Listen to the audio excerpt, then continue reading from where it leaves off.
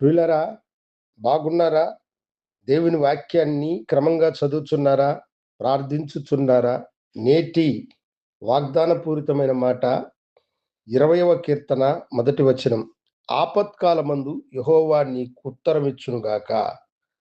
ఆపదలు కలిగినప్పుడు దేవుడు నీకు జవాబునిచ్చువాడు. ఆయన నిన్ను విడిపించువాడు. ఆపదలో చిక్కుకున్నప్పుడు, ఆపదలో పడినప్పుడు దేవుడు నీకు సహాయము చేయువాడు, నీకు ఉత్తరమిచ్చువాడు.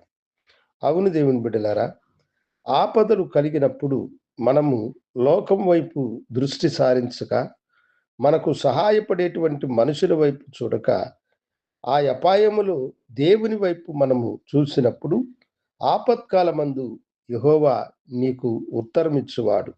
ఆపదలు శ్రమలు కలిగినప్పుడు దేవుడు తన సహాయపు హస్తమును చాపి మనలను ఆశీర్వదించగలిగిన ఆయన వంటి గొప్పవాడు ఈ లోకములో ఎవ్వరూ లేరు.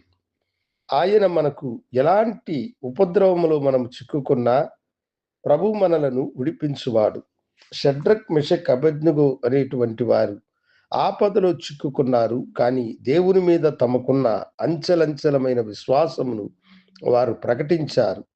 కనుక దేవుడు ఆపదలో ఉన్న వారిని, అగ్ని మధ్యలో ఉన్న వారిని తన హస్తంతో నడిపించడం మాత్రమే కాకుండా అగ్ని జ్వాలల నుండి వారిని విడిపించినటువంటి వాడు.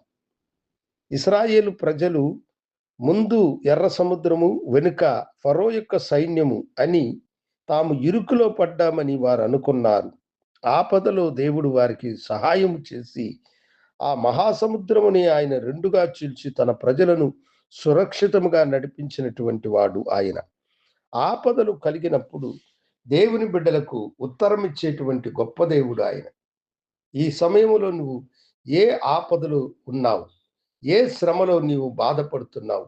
అయ్యో, ఈ బాధలో నుండి నేను బయటకు రాలేను, ఈ చిక్కుల నుండి నన్ను ఎవరు విడిపించగలుగుతారు, ఈ నష్టము నుండి ఎవరు నన్ను విడుదల చేస్తారని నువ్వు అనుకుంటూ ఉన్నావా? ఇదిగో, ఆపదలో ఉన్న వారికి సహాయము చేయు దేవుడు, ఆపదలో ఉన్న నీకు సహాయము చేయగలిగిన ఆయన వంటి గొప్పవాడు ఎవరూ లేరు. ప్రభు వైపు చూడండి. ప్రభువా, మా ఆపదలో మాకు సహాయము చేయమని అడగండి. ఆయన మీకు సహాయం చేయవాడు. నీ బిజినెస్ను ఆయన లాభముగా మారుస్తాడు. నీ వ్యాధిని ఆయన తొలగిస్తాడు. నీ శ్రమలో నుండి నిన్ను విడిపిస్తాడు.